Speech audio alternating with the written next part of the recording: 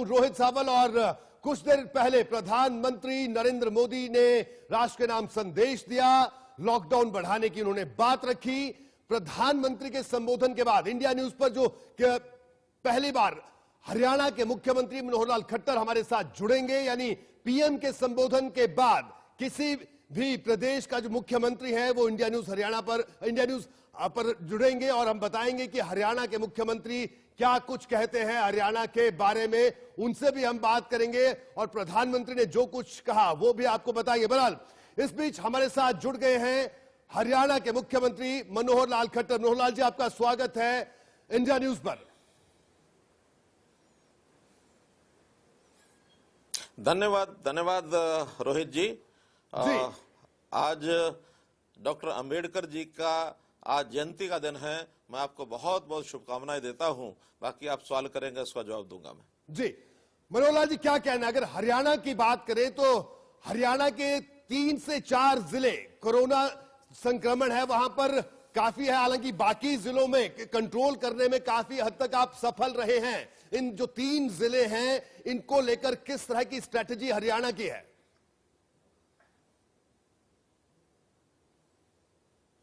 रोहित जी, आपने ठीक कहा कि हमारे 22 जिले हैं, जिसमें से 4 जिले गुरुग्राम, फरीदाबाद, नूंह और पलवल, ये 4 जिले ऐसे हैं जहां पर एक्टिव जो कोरोना से संक्रमित मरीज हैं उनकी संख्या 15, 20, 25, 30 तक पहुंच गई है। तो इसलिए इन चारों जिलों पर हम विशेष ध्यान रखे हुए हैं। हमारे जो हॉटस्पॉट्स हैं वहां उस नाते से इन 4 जिलों में हर चीज का ध्यान रखा जा रहा है, चाहे वो हेल्थ सर्विसेज हैं और चाहे वहां लोगों के लिए एक प्रकार से सप्लाई चेन से उनके घर घर तक जो गरीब आदमी हैं, मोहल्ले में रहते हैं, उनके रोजगार चले गए हैं, उनको घर के लिए सामान चाहिए, वहां पर भोजन के पैकेट्स भी पहुंचाए जा रहे हैं, राशन दिया जा रहा है। तो हर प्रकार की एक प्रकार से व्यवस्थाएं वहां बनाई गई हैं और मैं समझता हूं कि इस कठिन दौर में चारों जिलों के लोग भी, वहां की संस्थाएं भी बहुत सहयोग कर रही हैं और उसमें से निश्चित रूप से हम पार पा जाएंगे, ऐसा मुझे लगता है। बिल्कुल, आज प्रधानमंत्री नरेंद्र मोदी ने राष्ट्र के नाम संदेश दिया, उसमें भी उन्होंने कहा कि इस जंग में कारगर तरीके से इस जंग को देश की जनता, सरकार, प्रशासन, शासन सब लड़ रहा है। हरियाणा की बात करें तो हरियाणा के लिए ये एक बहुत बड़ी चुनौती थी और चुनौती है, क्योंकि हरियाणा का जो ज्यादातर हिस्सा है यानी 60% के करीब जो इलाका है हरियाणा का, वो एनसीआर में पड़ता है और एनसीआर में कोरोना के बहुत सारे ऐसे केसेस थे।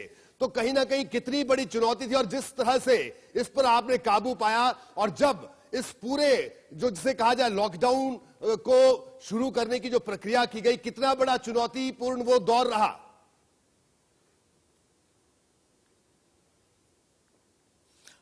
रोहित जी, ठीक 4 मार्च को हमको इस महामारी की जो जानकारी मिली कि गुरुग्राम में 14 इटालियंस उनको भर्ती कराया गया है जो पॉजिटिव पाए गए हैं और ये सब 14 इटालियंस पूरे देश के कई स्थानों पर घूम करके गुरुग्राम में आए। उस दिन ही हमको इस महामारी के लिए आभास हो गया था कि कहीं ना कहीं फैल ना जाए। हमें सारी व्यवस्थाएं करने के बाद 8 तारीख को एक कंट्रोल रूम बनाया और लॉकडाउन के पहले ही हमने सब लोगों को अलर्ट कर दिया कि अब कहीं भी भीड़ में इकट्ठे नहीं होना। 8 तारीख को एक बहुत बड़ा कार्यक्रम का आयोजन जो मैंने किया हुआ था वुमेन्स डे के दिन, उस दिन हमारी जो मैराथन जो दौड़े थी जगह जगह पर बहुत उत्साह से हमने उसको स्थगित किया। बाद में मेरे सारे कार्यक्रम स्थगित हो गए और हमने जनता को अपील की कि इन सब कार्यक्रमों को, बड़े कार्यक्रमों को आप लोग बंद कर दें और मुझे लगता है कि जनता ने भी उसका साथ दिया और बाद में लॉकडाउन जिस दिन से हुआ उस लॉकडाउन की व्यवस्थाएं भी हमने सब स्थानों पर, सब जिलों में बहुत ही कारगर तरीके से सोशल डिस्टेंसिंग का ध्यान रखते हुए, एक एक बात का ध्यान रखते हुए जनता को अपील की। और मैं हर दिन चंडीगढ़ में लगातार बैठा हूं, हर दिन शाम को 5 बजे जनता के नाम एक संदेश देता हूं हरियाणा आज कार्यक्रम के नाम से। और मुझे खुशी है इस बात की कि जो योजनाएं हम यहाँ के बैठ के बनाते हैं उसके इम्प्लीमेंटेशन में डिस्ट्रिक्ट एडमिनिस्ट्रेशन हो, संस्थाएं हो और हमारे जो मेडिकल स्टाफ है, हेल्थ सर्विसेज हैं, हमारे पुलिस का डिपार्टमेंट है, सब लोग उसको प्रभावी ढंग से लागू कर रहे हैं। और इस बात का भी संतोष है कि हमारे यहाँ जितने कोरोना के प्रभावित मरीज हैं वो उतनी बड़ी मात्रा में नहीं है, उसमें भी सुधार होता जा रहा है। लगातार उसके अंदर रिकवर रिकवर कर रहे हैं लोग, और हमारी संख्या बाकी प्रदेशों के तुलना में हम काफी ठीक स्थिति पर है, ऐसा एक संतोष भी है मुझे। बिल्कुल, अगर जो बात की जाए कि पैसा जो फंड ट्रांसफर हुआ सीधे खातों में, वो भी आपने खास टारगेट रखा, और उस टारगेट की क्या स्थिति है, कहां तक पहुंचे आप? क्योंकि आपने अपने जो प्रशासन था उसको ये निर्देश दिए थे कि बिल्कुल जो ज्यादा से ज्यादा लोगों को जो सरकारी स्कीम है उसका फायदा मिल सके।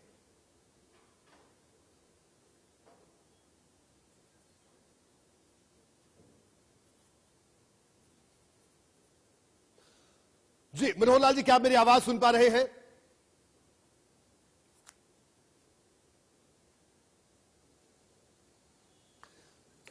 लगता है हमारा संपर्क मुख्यमंत्री मनोहर लाल खट्टर से टूट गया। दोबारा उनसे हम संपर्क करेंगे, लेकिन आप देखिए कि किस तरह से, अगर हरियाणा की बात की जाए तो हरियाणा के 4 जिले सबसे ज्यादा संक्रमित हैं, और जिसका जिक्र मुख्यमंत्री ने भी कहा। हालांकि उन्होंने यह कहा कि कहीं ना कहीं हरियाणा इस तरह से जो बीमारी का जो जिस तरह से लगातार बढ़ रहा था दायरा, उस दायरे को सीमित करने में सफलता की राह पर है। और साथ ही साथ उन्होंने यह भी कहा कि स्थानीय प्रशासन और शासन मिलकर, जनता के साथ मिलकर कारगर ढंग से इस जंग को लड़ रहा है।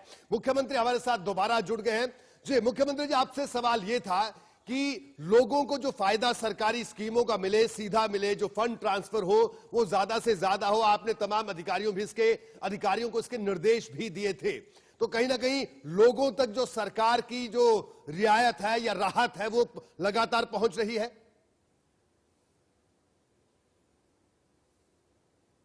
हाँ रोहित जी, देखिए हमने प्रदेश में भी योजनाएं बनाई, और प्रधानमंत्री जी ने भी स्वयं जो गरीब कल्याण का योजना जो बनाई थी उसका भी लाभ हमारे यहाँ जनता को मिला है।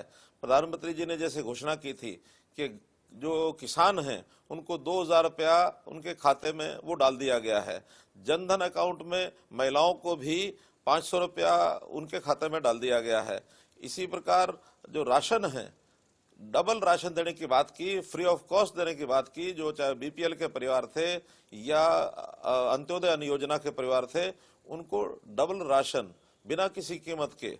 ऐसे ही जिनको हमने उज्ज्वला स्कीम में दिए थे अपने सिलेंडर, गैस सिलेंडर, उनको भी 3 महीने के लिए बिना पैसे के सिलेंडर देने की बात। एक बहुत बड़ा पैकेज, 1,70,000 करोड़ रुपए का पैकेज देश भर के लिए घोषित किया।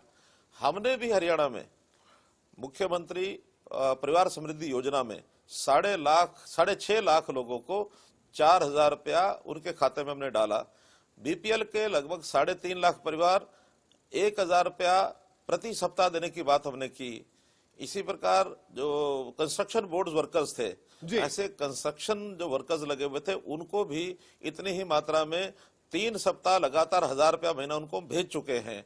जो ऐसे डिस्ट्रेस्ड लोग हैं जिनको राशन नहीं मिल रहा था, उनके लिए स्कीम बनाई है कि उनको भी हर हफ्ते उसी तर्ज के ऊपर पैसा भी मिलेगा और उनको राशन भी दिया जाएगा। ये सारी योजना इसलिए बनाई है कि आम आदमी, गरीब आदमी को कोई कठिनाई ना हो, भोजन की, खाने की 2 समय का भोजन ये सुनिश्चित हो जाए। हमने मेडिकल हेल्प के लिए भी डॉक्टर्स को, वॉलंटियर डॉक्टर्स को भी आगे लाए। हमने डिस्पेंसरी, जो मोबाइल डिस्पेंसरीज, इसको भी चलाया है। 500 मोबाइल डिस्पेंसरीज ये हरियाणा में चल पड़ी हैं। अर्थात बहुत से ऐसे कारगर उपाय किए कि जनता को किसी प्रकार की तकलीफ ना हो, ये हम लगातार लगे हुए हैं। बिल्कुल। मुख्यमंत्री जी, अगर बात करें गुरुग्राम की, क्योंकि गुरुग्राम एक बड़ा साइबर हब है, कई बड़ी बड़ी मल्टीनेशनल कंपनियां यहां पर है, लेकिन जिस तरह का कोरोना काल चल रहा है तो ऐसे में सब जगह कंपनीज बंद पड़ी हैं, बड़ी बड़ी कंपनियां बंद पड़ी हैं, तो कहीं ना कहीं नुकसान तो हो रहा है। लेकिन जो लोग वहां बचे हैं तो उनकी देखरेख के लिए स्थानीय प्रशासन को किस तरह के निर्देश दिए गए हैं? क्या आगे का भविष्य का कोई रोड मैप तैयार हो रहा है?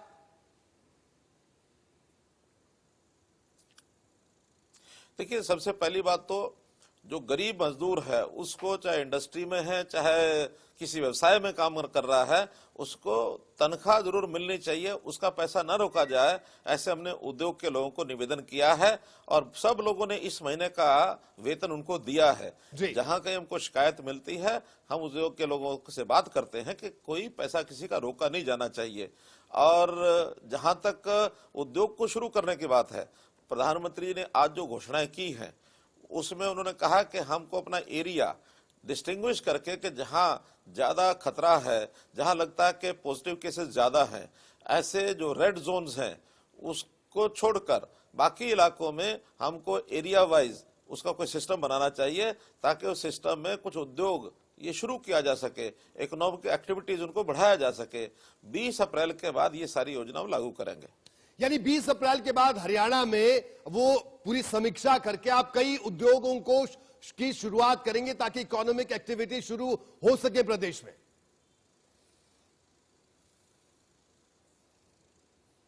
बिल्कुल ठीक है, उसकी सारी प्लानिंग बनाई जा रही है कि सोशल डिस्टेंसिंग और लॉकडाउन के जो प्रावधान हैं, जितने भी डायरेक्शंस हैं, उसका पालन करते हुए जो उद्योग सख्ती से पालन करेगा, अर्थात अपने मजदूरों को, अपने स्टाफ को लॉक इन करके उनके भोजन की, खाने पीने की, रात्रि रहने की ये सारी व्यवस्थाएं अपने परिसर में वो करते हैं, सब बातों का ध्यान रखते हैं, सैनिटाइजर का ध्यान रखते हैं, मास्क का ध्यान रखते हैं, तो उस अपने उद्योग को चला पाएंगे। अन्यथा अगर कोई किसी प्रकार का अनुशासन उल्लंघन करते हैं तो उनकी जो अनुमति दी जाएगी वो वापस भी ले ली जाएगी। इस प्रकार से कोई समझौता इस बीमारी को फैलने में अगर कोई चीज कारगर होती है उसके लिए कोई समझौता नहीं किया जाएगा। मुख्यमंत्री जी, अगर बात की जाए, देश में कई मॉडल्स की चर्चा हो रही है, कई जिलों की चर्चा हो रही है, लेकिन हरियाणा में भी 2 जिले ऐसे हैं, रेवाड़ी और महेंद्रगढ़, जहां से कोई मामला सामने नहीं आया है। तो जाहिर सी बात है इन जिलों में भी रियायत दी जाएगी और यहां का प्रशासन और यहां पर जिस तरह से इस पूरे संकट के समय में इस बीमारी की रोकथाम के लिए कदम उठाए गए उसकी भी सराहना हो रही है। हाँ, निश्चित रूप से ऐसे बहुत जिले हैं जहां पर कोई भी पीड़ित व्यक्ति नहीं है और जहां जिसको माना चाहिए कंपैरेटिवली वो जिले सेफ जोन में हैं, उनको ग्रीन जोन डिक्लेयर करके और वहां कुछ ना कुछ छूट, चाहे बाजारों में, मार्केट में, इंडस्ट्री में या काम करने वाली संस्थाओं में सोशल डिस्टेंसिंग के पालन करते हुए वो लोग कुछ अपनी ओर से कमिटमेंट देते हैं, तो ऐसे काम शुरू किए जाएंगे ताकि सामान्य लोगों को अपने जीवन यापन के लिए, अपने रोजगार के लिए ये जो कठिनाई हुई है उसको कैसे हम समाप्त कर सकते हैं। एक बीच का एरिया रहेगा जिसको हम ऑरेंज जोन कहेंगे, जहां पर ज्यादा लोगों के ऊपर नजर रखी जा रही है, जिनको ये कहा जाए कि उनसे कोई खतरा आगे फैलने का, बीमारी फैलने का हो सकता है, तो कम से कम 15 दिन के अंदर अंदर ऐसे सारी कैटेगराइजेशन हो सकता है रोज रोज बदलेगी, लेकिन जैसी जैसी स्थिति जब बनेगी उसमें रेड जोन है, ऑरेंज जोन है, ग्रीन जोन है, 3 जोन बना करके और हम सारी योजनाएं बनाएंगे और उसका पालन जो है जनता को से करवाएंगे। ऐसा हम आगे की विचार कर रहे हैं। बिल्कुल। और इसके अलावा अगर हम बात करते हैं फसल की, किसानों की बात करें, क्योंकि हरियाणा में अगर बात करें तो फसलें पककर तैयार है, चाहे गेहूं की बात है, चाहे सरसों की बात है, तो किसानों को किस तरह से रियायत मिले, किसानों को कम से कम तकलीफ हो, यह बात प्रधानमंत्री ने भी आज कही अपने संबोधन में।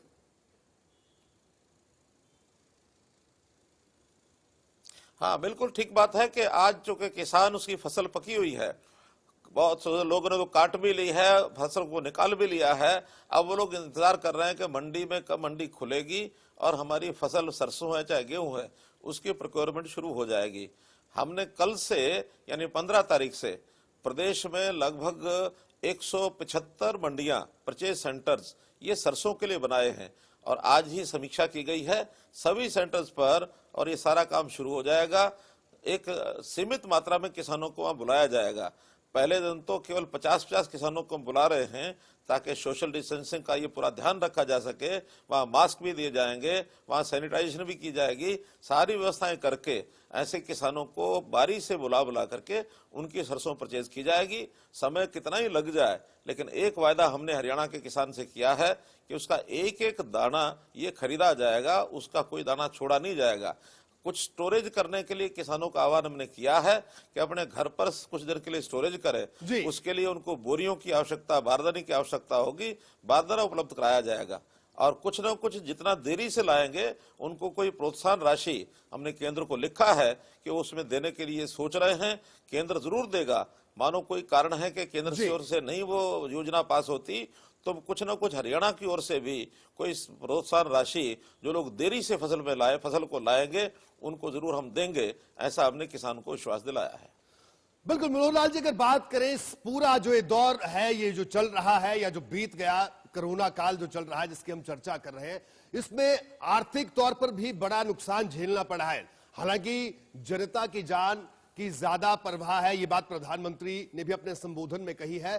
तो कहीं ना कहीं ये नुकसान है, इसका भी आकलन भविष्य में होगा और किस तरह से जो इकोनॉमिक एक्टिविटीज है पूरे स्टेट में, प्रदेश में, वो शुरू होंगी। तो इसका आकलन क्या शुरू हो गया है या इसके लिए क्या कार्य योजना है?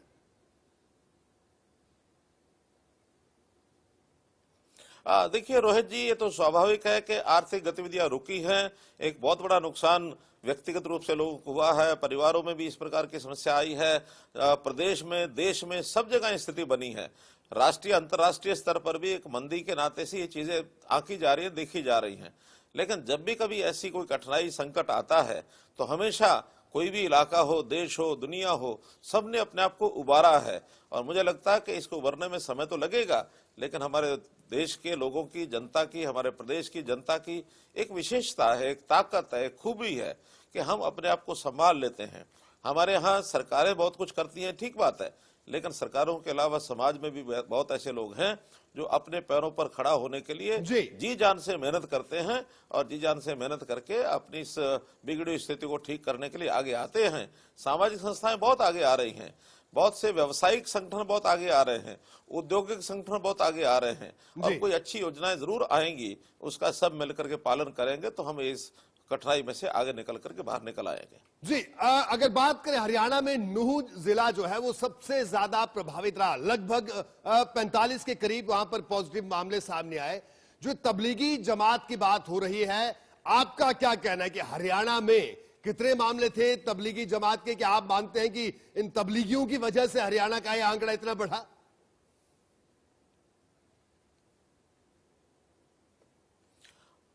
ठीक बात है रोहित जी। चूंकि ये तबलीग वाला विषय मार्च के अंतिम सप्ताह में जब ध्यान में आया तो बहुत बड़ी संख्या ये तबलीगियों की वहां प्रभावित थी, सारे देश में फैले, हरियाणा में भी वो आए और 3 प्रकार के तबलीगी हरियाणा में जो हमको ध्यान में आए हैं। 107 तबलीगी तो ऐसे हैं जो विदेशों के लोग हैं, अलग अलग 10-12 देशों के, जो यहाँ पर हरियाणा में आए हुए हैं। इसी प्रकार से देश के बाकी प्रदेशों से लगभग 900 लोग ऐसे हैं जो बाकी प्रदेशों से हरियाणा में आए हुए हैं और लगभग इतने ही 600-700 लोग ऐसे हैं जो हरियाणा के लोग बाहर के प्रदेशों में या देशों में गए थे, वो वापस लौटे हैं। अब इन सब में एक प्रकार से उनको क्वारंटाइन भी रखा गया है, उनके ऊपर नजर रखी जा रही है, सर्वेलेंस में वो लोग हैं। कुछ लोग जो प्रभावित भी हुए, तबलीग के लोग या इनसे जो मिलने जुलने वाले लोग हैं, ऐसी लगभग 110 संख्या पॉजिटिव ये निकली है। अब देखा जाए तो आधी से ज्यादा संख्या, बल्कि 2/3 संख्या ये तबलीगी लोग और इनके साथ जुड़े हुए लोग हरियाणा की संख्या में हैं। यदि ये घटना न होती तो हरियाणा बहुत अच्छी बेहतर स्थिति में होता। अब चूंकि कुछ हुआ है, वो क्यों हुआ, कैसे हुआ, उसकी तो बातों में जब कभी आगे जाना होगा उसका विश्लेषण किया जाएगा, उसके ऊपर कोई ना कोई जानकारियां ली जाएंगी। लेकिन आज तो सब लोगों का इलाज हो और इस कोरोना की बीमारी को आगे फैलने से रोका जाए, तो ऐसे सारे प्रबंध किए जा रहे हैं। और मैं समझता हूं कि आज हम एक ऐसी स्टेज पर आ गए हैं कि आगे मामला बढ़ना बंद हो गया है। अब तो जितने टेस्ट हुए हैं उनके रिजल्ट्स जो आने बाकी हैं उसमें से कुछ संख्या बढ़ेगी। नए केसेस आने पर थोड़ा सा रोक लगी है और शायद इसको हम रोक पाए तो आगे बढ़ने से हम रुक जाएंगे। जी, तो मनोहर लाल जी, ये माना जाए कि आने वाले दिनों में जो ग्रीन जोन है उसमें कई इलाके हरियाणा के आ सकते हैं, जो कि एक अच्छी खबर है हरियाणा के लिहाज से भी और देश के लिहाज से भी।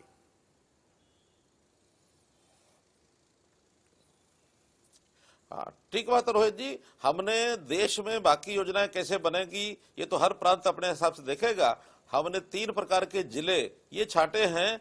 उन जिलों में भी जो ऑरेंज जिले हैं, जहां मध्यम यानी जो सर्वेलेंस में लोग हैं, जहां क्वारंटाइन में हैं, उनमें भी कुछ ब्लॉक्स ऐसे हैं जहां ग्रीन जोन में आ जाएंगे। उन ब्लॉक्स में कोई ऐसी ज्यादा लोग नहीं जो विदेश से आए हों या तबलीगी लोग हों या स्थानीय लोग हों जिनके ऊपर कोई सर्वेलेंस रखा जा रहा है या निगरानी रखी जा रही है। ऐसे ब्लॉक्स को भी हम ग्रीन जोन में ले जाएंगे ताकि वहां सामान्य जन अपना अपना गतिविधि चलाने के लिए और नियमों का पालन करते हुए अपने कामों को कर सकें।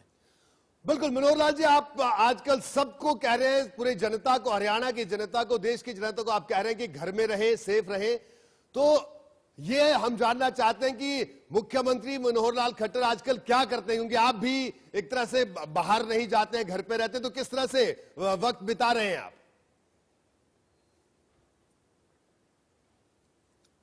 देखिए, जब सबको इन चीजों का पालन करना है तो मुझे भी इसका पालन करना अनिवार्य है। हालांकि बहुत बार इच्छा करती है कि मैं जाकर के अपनी जनता को, वहां जो लोग काम कर रहे हैं, सहायता कर रहे हैं, राष्ट्र रक्षा के नाते से उनको जाकर के मिलना चाहिए, उनका उत्साह बढ़ाना चाहिए। लेकिन जैसा मैंने बताया कि इस बीमारी को, रोग को रोकने के लिए, इस महामारी को रोकने के लिए सबसे बड़ा मंत्र है स्टे एट होम और सैनिटाइज योरसेल्फ, सोशल डिस्टेंसिंग। ये ऐसे मूल मंत्र हैं जिसके कारण से हर किसी को इसका पालन करना चाहिए। आप दिन भर में कुछ गतिविधियां इस योजना में अधिकारियों की बैठकें लेने में उस प्रकार से लग जाती हैं। सामान्य अपने व्यक्तिगत जीवन के नाते से भी कुछ चीजें मैंने करनी शुरू की हैं। अपना व्यायाम का, शरीर को जो लाभ पहुंचा सके ऐसा अवसर मैंने थोड़ा इसमें से ज्यादा मिल जाता समय। पहले 1 घंटा करते थे, अब उसको 1.5 घंटा कर दिया है। कुछ अध्ययन का समय 1 घंटा मिल जाता है, वो हम करते हैं। कुछ पिछले पेंडिंग काम जो रुके हैं उन काम कर लेते हैं। तो ऐसे काम करके और रात को 11 साढ़े 11 बजे तक लगातार ये सारे कोरोना की विषय को लेकर के इसके समाधान कैसे किए जाए, इसकी बातचीत बहुत से लोगों के साथ मेरी टेलीफोन पर बात होती है। कम से कम 1 या 2 वीडियो कॉन्फ्रेंस दिन भर में हो जाती हैं। फिर मीडिया के लोगों के साथ, आप जैसे लोगों के साथ मिलने का भी समय मुझे मिल जाता है। तो बहुत ऐसे पेंडिंग काम है जो इन दिनों में पूरे किए जा रहे हैं। बिल्कुल, आप टेक्नोलॉजी को सीखने की इच्छा भी आप में हमेशा रहती है, तो इस दौर में भी ये काम भी आप कर रहे हैं मुख्यमंत्री जी?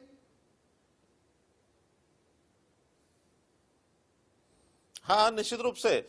जो कुछ चीजें हमने पहले सीखने का समय नहीं मिला, अब मैं कंप्यूटर में भी लगभग 1-1.5 घंटा बैठ करके कुछ ज्ञानवर्धन के लिए, बहुत से ऐसे विषय होते हैं जो हमको दुनिया के सिस्टम में से मिल जाते हैं। आज इंटरनेट सिस्टम ऐसा बन गया कि कोई भी अध्ययन उसमें करना हो, किसी चीज की जानकारी लेनी हो तो आसानी से मिलती है। इसलिए इस समय का एक सदुपयोग करने के लिए मैंने जनता को भी आह्वान किया है।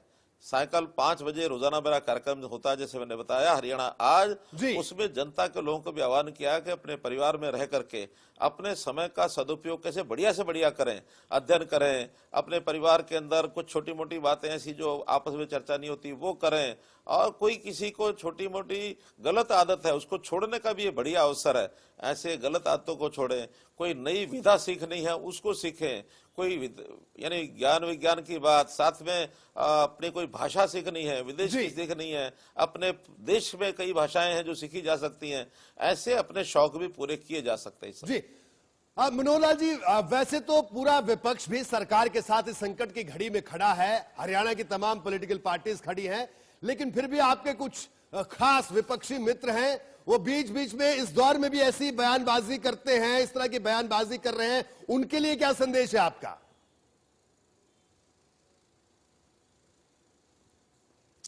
देखिए, वैसे तो हम लोगों ने विपक्ष के बंधुओं के साथ भी 3 मीटिंग में कर चुका हूं, और पूरा विपक्ष जो है वो एकजुट है इस समस्या को, इसमें से समाधान निकालने के लिए। इस लड़ाई के अंदर सब लोग एक साथ मिलकर के लड़ रहे हैं।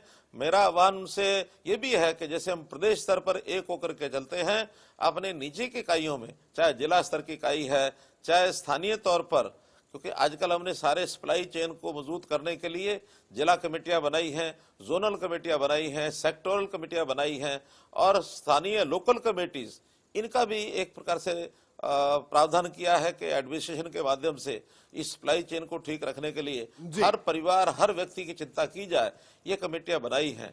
मैं सब पार्टी के अपने बंधुओं को कहूंगा कि वो सब कमेटियों के अंदर अपना योगदान दें और वहां जाकर लोगों की सेवा करें, और प्रदेश के हित में जो कोई आह्वान हो उसके ऊपर खरे उतरें, ये मेरी उनसे निवेदन रहेगा। बिल्कुल मुख्यमंत्री जी, एक आखिरी सवाल आपसे, ये पूरा जो कोरोना काल का कैसा ये अनुभव आपका रहा, और देश की जनता को, प्रदेश की जनता को आप इंडिया न्यूज के माध्यम से क्या संदेश देना चाहेंगे आखिर में? ये दोनों सवाल आपसे।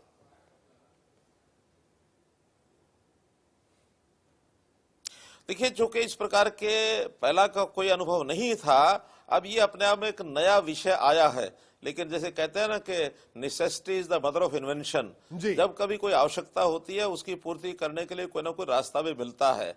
उसमें अवसर आवश्यकता होती है अपने मनोबल को बढ़ा के रखने की, उत्साह को बढ़ा के रखने की, अपने संकल्प को बढ़ा के रखने की। हमने एक संकल्प लेना चाहिए। मैं प्रदेश और देश की जनता को कहूंगा कि एक संकल्प, हम सब मिल करके इस कोरोना की बीमारी को इसका मुकाबला करेंगे, इसको हराएंगे।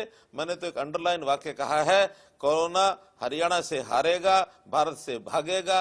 निश्चित रूप से बहुत जल्दी हमारे दिन अच्छे आने वाले हैं। बिल्कुल, तो अच्छे दिन आने वाले हैं, ये आपका कहना है और ये आपका संकल्प भी है। मनोहर लाल जी, आपका बहुत बहुत शुक्रिया इंडिया न्यूज से बात करने के लिए, और अपने अनुभव भी आपने साझा किया हमारे दर्शकों के साथ। आपका बहुत बहुत शुक्रिया। तो हरियाणा के मुख्यमंत्री मनोहर लाल खट्टर हमारे साथ मौजूद थे, जिन्होंने साफ तौर पर कहा कि हरियाणा में किस तरह से आने वाले दिनों में जोन बनाए जाएंगे, ग्रीन जोन में जो इलाके आएंगे उनको कई तरह की रियायतें दी जाएंगी, और मजदूरों और किसानों के लिए उन्होंने खास तौर पर कहा कि उनको भी रियायत मिलेगी, उनको कैसे सुविधाएं मिले ये सुनिश्चित किया जा रहा है। तो फिलहाल हमारी इस खास पेशकश में इतना ही। दीजिए इजाजत, नमस्कार।